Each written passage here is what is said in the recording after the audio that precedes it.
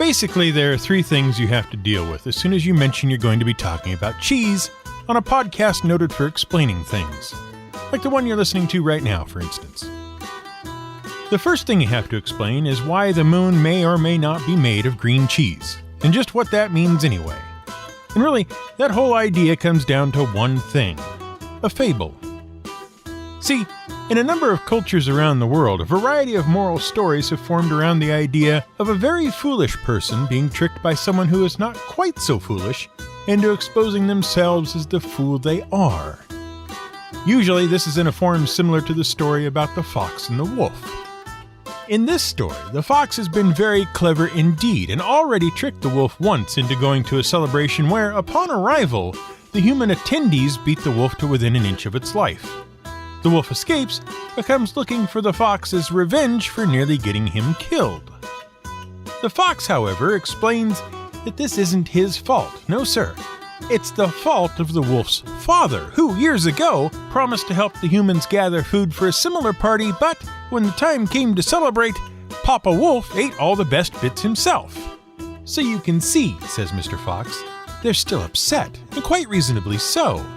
Maybe you could make it up to them and repay them with fine food, and then they'll let you join the festivities. The wolf thinks this is a brilliant idea, and that very same night follows the fox to a well. Now, this well is set up a little special, not like your usual well. See, there are 2 ropes on either end of the windlass and 2 buckets, one attached to each rope. The fox hops immediately into one bucket and down it goes. The wolf, perplexed, insists the fox explain what it is doing. "Look in the well, wolf," says the fox. "Do you not see the great wheel of cheese here in the bottom?" And the wolf looks in, and sure enough, there he sees a big yellow wheel of cheese. "Come down and grab it," says the fox. "It's far too heavy for me to lift." And so the wolf hops into the other bucket, and down it goes very quickly, while the bucket the fox is in is just as quickly wound back up to the top, where the fox hops out. "Wait, how am I supposed to get back up?" asks the wolf. At which point the fox delivers a suitable lesson about being gullible and thinking that moons reflected in the bottom of wells are wheels of cheese, and abandons the wolf to his fate. Now, as we said, there's a whole host of stories that have similar elements: moon, water, reflection, cheese, and gullibility. And eventually, they are refined and reduced until they become a popular shorthand way of pointing out someone's foolishness. He thinks the moon is made of green cheese, you might say. The green in this case isn't about color, though. It's a reference to the degree of ripeness. Unripe cheeses are often milky white or pale yellow. Over time, the phrase becomes so commonplace that it loses its original meaning and becomes what we know it as today, a fanciful way of explaining the composition of the moon. The second thing you have to explain, because otherwise people will come out of the woodwork at you saying you forgot it, when really you just left it out because the explanation is in a million places and you just have to go look, is Little Miss Muffet.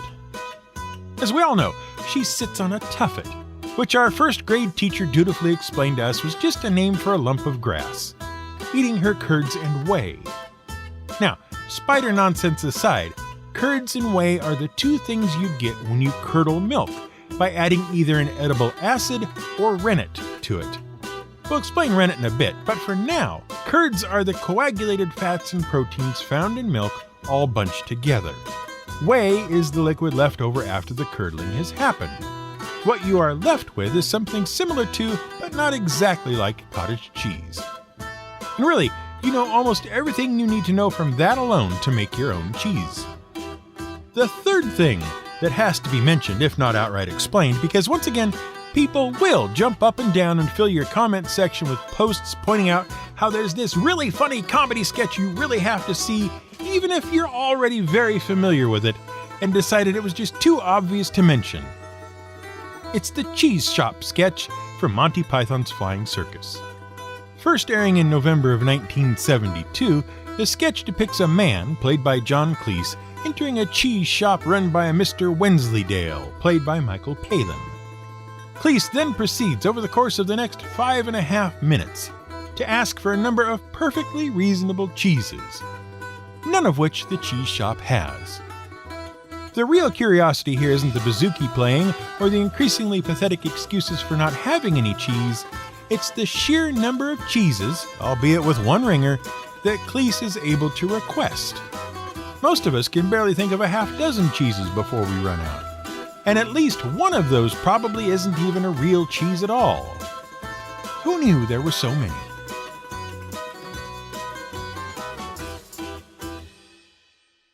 This is GM Word of the Week, and I'm Fiddleback. This is the fourth and final part of our series on the benefits bestowed upon us by the cow. And also, it's the place we wanted to start at 4 weeks ago when we first sat down to do the reading and research for the episode. But as we explained, we found ourselves so backed up in topics needing explanation that it was just easier to do 4 episodes to get to where we wanted to be than it was to try and do it all in one. If you somehow missed the previous 3 in the series, we can't recommend highly enough that you go back and give them a listen. Much like butter, the history of cheese and cheesemaking is so old that nobody bothered to write it down. And, much like butter, cheese probably didn't start with the cow. Back in those days, you didn't have a lot of jars and pots to store things in. So what you tended to do was empty out the squelchy bits from your basic domesticated sheep or goat, and then turn their skins into containers. You'll remember how last week we told you about milk jostling along in a goat skin becoming butter and buttermilk. The thing is, there were 1 or 2 other goat bits you could use as containers too. They were certainly less hairy to deal with, but also more squelchy. See, you could make a perfectly serviceable container for many things out of a goat's stomach. After all, the basic function of a stomach is to contain the things one is currently trying to digest, and it's helpful to that process if nothing leaks out. So goat stomachs were handy, ready-made waterproof containers. All you really had to do was cut one out, seal off one end, put some sort of stopper in the other, and you were good to go. Which is what many of the earliest proto-civilizations did. Unbeknownst to them, though, at least at first, something different happens if you put milk into a stomach-based container than if you put water in. The stomach of ruminant animals, that is, animals which eat plants and then digest them via fermentation, usually they have more than one stomach chamber and chew cud like your basic goat, sheep, or cattle, ruminant animals produce an enzyme called rennet in their stomachs. This rennet is particularly useful to young animals because it causes milk to curdle. This means the milk stays in the young animal's system longer because it is harder to digest, and therefore the calf, lamb, or kid has a greater opportunity to extract nutrition from it. So when you put your fresh goat's milk into stomach storage, the residual rennet inside gets busy making the milk curdle. The rennet separates the casein, the main protein in milk, into curds, hence curdling. It all just sort of clumps up into blobs that group together. What's left behind is the whey, the liquid portion of milk. And you, just as little Miss Muffet did, can stop right there if you like, and eat your bowl of curds and whey on any convenient lump of grass you happen to have to hand. Just keep an eye out for spiders. However, you may find it a little bland. And it does tend to spoil rapidly, especially in warm climates. Which is why salt, which you may recall from our long ago episode on it, is usually added as both a flavoring and a preservative. From there, it's a very short step to your basic cheese. All you have to do is squeeze. By compressing the curds, extra moisture is removed and the curds are encouraged to stick together into the usual forms one associates with cheese. The more moisture removed and the more tightly packed the curds are, the harder the end product is. The fun part is, you can do all of this at home, right at your kitchen table. And you get to use the other method of cheese making, acid set, instead of rennet set. Take some milk and gradually heat it on the stove, stirring frequently to about 165 to 175 degrees Fahrenheit. That's 74 to 80 C for those of you in Europe, if you're even legally allowed to make the stuff over there without endangering someone's protected food status. Once the milk has reached temperature, add in, a tablespoon at a time, your favorite cooking acid. If you'd like a bit of a citrus tang in the finished product, use lemon juice. If you want a more natural taste, white vinegar. And if you like a little adventure, try apple cider vinegar. Stir gently after each tablespoon added until you see the milk solids separate from the liquid. It is unmistakable when it happens. Once that's done, turn off the heat and let the whole thing sit for about 20 minutes. While it's doing that, set up a straining rig. A bit of cheesecloth stretched over a colander is ideal, though a linen towel will work as well, if a bit slower. Under the colander, place a bowl to catch all the whey. Pour the curdled milk, which you can officially call curds and whey at this point, over the cheesecloth or towel and into the colander. When all the whey has drained away, after 20 minutes to an hour, depending on what sort of cheese you want to aim for, add salt. You can taste test to see how much you want, and gather up the cloth or towel into a little puck-shaped bundle.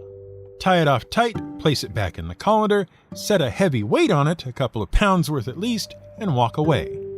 The longer you wait, the firmer it gets, but try to go at least an hour and a half before you open it back up. And congratulations! You've just made one of the most basic, simple cheeses out there, queso fresco, which is, unsurprisingly, Spanish for fresh cheese. Spread it on toast or crackers or use it like you would ricotta because, for all intents and purposes, that's what you just made. If you're wondering what to do with all the whey, make some fresh bread.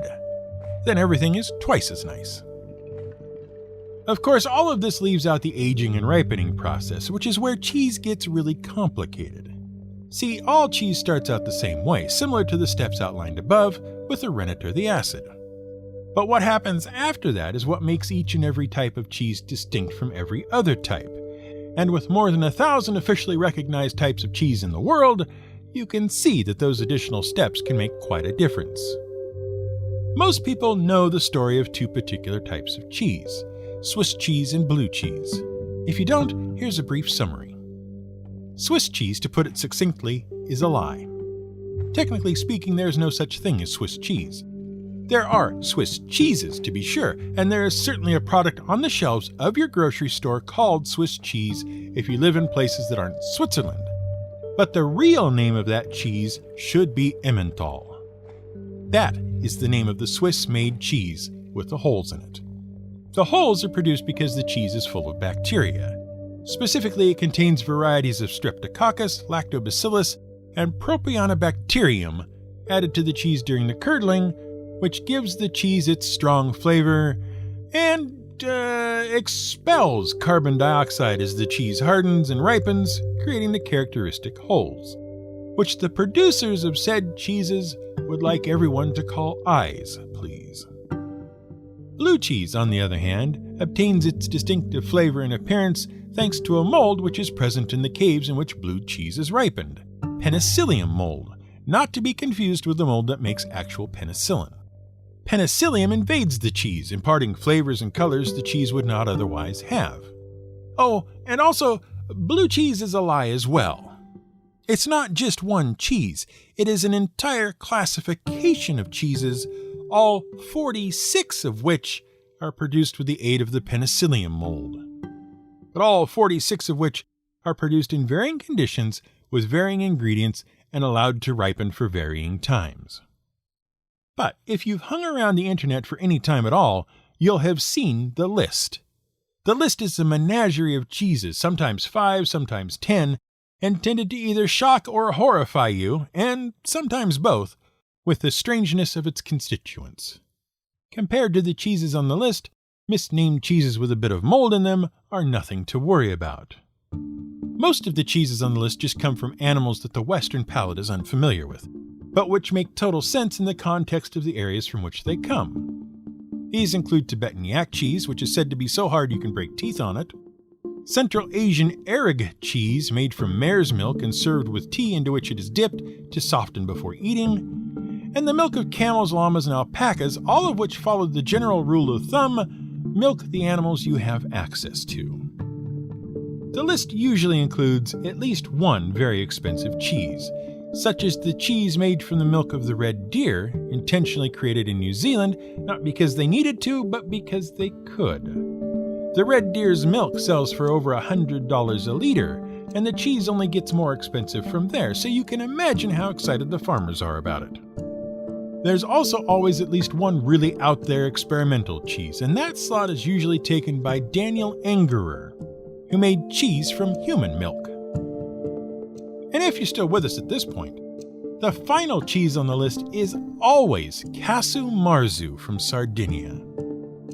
It's a perfectly normal pecorino cheese, left out to ripen and age until flies lay eggs in it and the maggots hatch out, at which point it is eaten, maggots and all. Fortunately, it's not allowed to leave Sardinia, so your chances of encountering it in the wild are very slim as long as you stay away from the island. Ripening and aging for a cheese has the same effect as it does for a wine. While some cheeses are fine and taste as intended after a day or two of sitting around, most cheeses require much longer periods of time to reach full maturity and provide the intended experience. This is because cheeses are very much alive on the shelf. They play host to a variety of bacteria and molds. Chemicals act and react inside them, enzymes continue their work, and the whole character of a cheese is affected by the place it is produced, the conditions under which it is kept, and even the food eaten by the animal that gave the milk from which the cheese was made. It takes time for all these things to come into play, and the more of these factors you control for, the better your cheese will be. Which is just one reason why many of the best cheeses are produced from small farms working only with local, select herds of livestock. It's much easier to control these factors when you start from a well-known source. And for someone well-versed in cheeses, as with wine, it is possible to identify where a cheese came from, when it was made, and why it isn't exactly the right pairing for this particular meal, by taste alone. Which is not to say there's no place for commercial, mass-produced cheeses at the dining table. It is our great pleasure, being Oregonians, to tell you that the largest cheddar cheese ever made was produced right here in Oregon by members of the Federation of American Cheesemakers in 1989. It weighed nearly 57,000 pounds, or as much as 337 Prince Charles for those of you over the water. And cheddar is the most popular cheese in the world. In the United States, it is second only to mozzarella, because we will have our pizza. In America alone, over 3 billion pounds of cheddar are produced annually, and that's more Prince Charleses than anyone could possibly stand. Annual per capita consumption in the U.S. is about 10 pounds per person, and so important is cheddar in the U.S. that the Agricultural Department uses it as a key indicator of the overall health of the U.S. dairy industry. It's even more popular in other countries. The United Kingdom, Australia, New Zealand, Canada, and more all rank cheddar cheese as their number one. And it's only a little weird that no one seems to agree on what makes a cheese cheddar and what doesn't. Is it a hard cheese, a soft cheese? Does it crumble or hold together? Should it be orange, yellow, or white? How about that taste? Is it mild and smooth, or does it pack a sharp little bite? And how long do you age this stuff? A month? 6 months? 2 years? No one does it the same way as anyone else, but everyone calls the resultant cheese cheddar. Which is fine, because what really makes cheddar cheese cheddar isn't the color or flavor or any of that other stuff. What makes it cheddar is the process by which it is made, which includes a step called cheddaring. As the milk is curdled and the curds come out, they are allowed to settle and firm up. The resultant loose brick of curd is then cut into smaller pieces with the moisture content of the now cubed curds being determined by their size. The curd is then cooked and drained, removing more moisture. Then the process of cheddaring begins. The curds are cut once more into large loaves, which are stacked on top of each other to force more whey out of the curds. These stacks are rotated and built up on a very precise schedule every few minutes to continue to drive out whey, adjust acidity, add flavor, and create a dense, often crumbly texture. Once this process is complete and the whey has reached an acidity of between 5.1 and 5.3, the loaves are cut up again into half-inch pieces, salted, and molded into new loaves which are wrapped and set aside to age. Depending on the sharpness of the cheese desired, this can take anywhere from 2 months to 10 years. It's the cheddaring process that makes cheddar cheese cheddar regardless of anything else.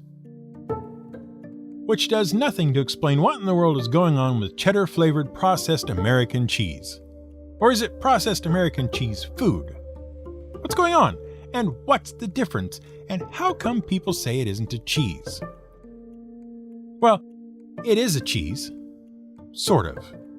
More accurately, it is several cheeses.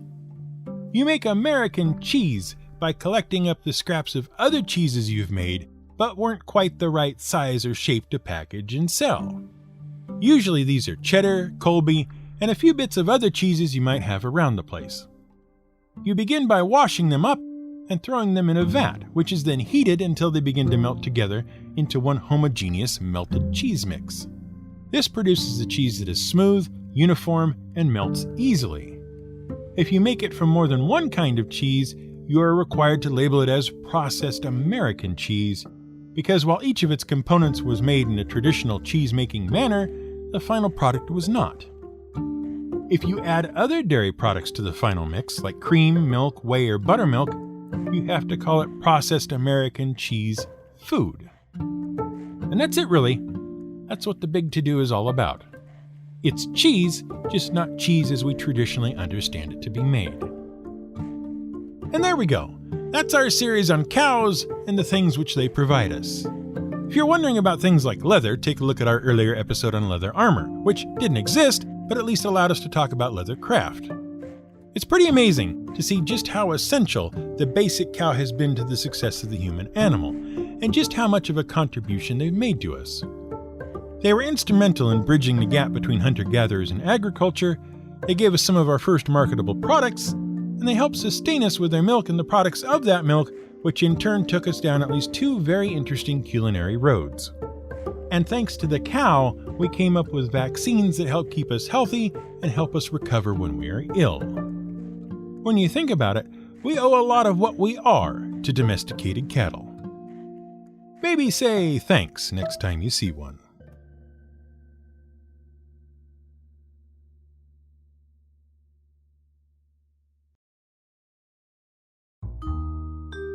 We hope you've enjoyed this little series of GM Word of the Week episodes. They were fun to make. As quarantine and isolation restrictions ease, we hope you've found the opportunity to get out and about more and enjoy the out-of-doors in a safe and responsible manner. Even if you're the indoor type, it's unlikely a bit of fresh air will cause you harm. Have a lungful or two and then pop back inside. It'll be okay. This week's shout-out goes to Rory Weston of Canada, who said some very nice things about us on Apple Podcasts. We're happy to hear the new episodes please you, and we'll spare you the embarrassment of hearing us attempt to pronounce your precise location.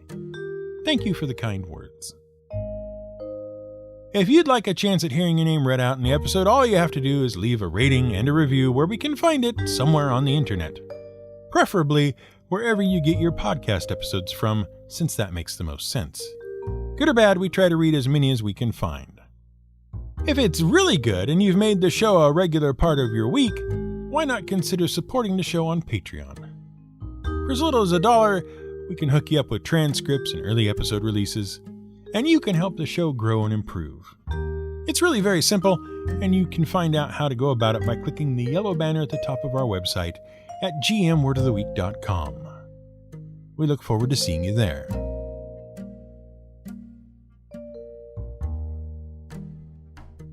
This episode was researched, written, and produced by Brian Cheese at the Cops Casey. Music for this episode came from Blue Dot Sessions and Epidemic Sound. Bouzouki's are hard to come by. How can anyone govern a nation that has 246 different kinds of cheese?